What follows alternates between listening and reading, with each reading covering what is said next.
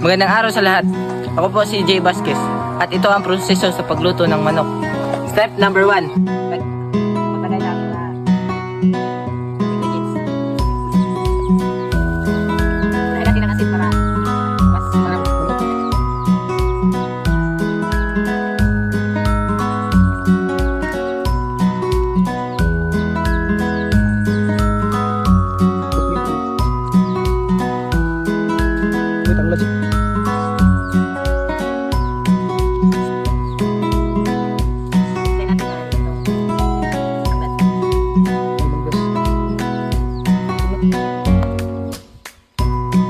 Step ay tutuhugin natin ang manok.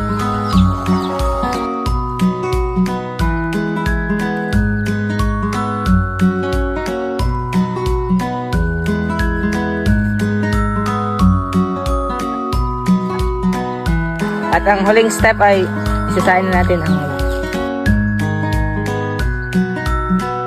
At ngayon luto na ang ating manok kaya. At ngayon, kakain na tayo ng sabay-sabay.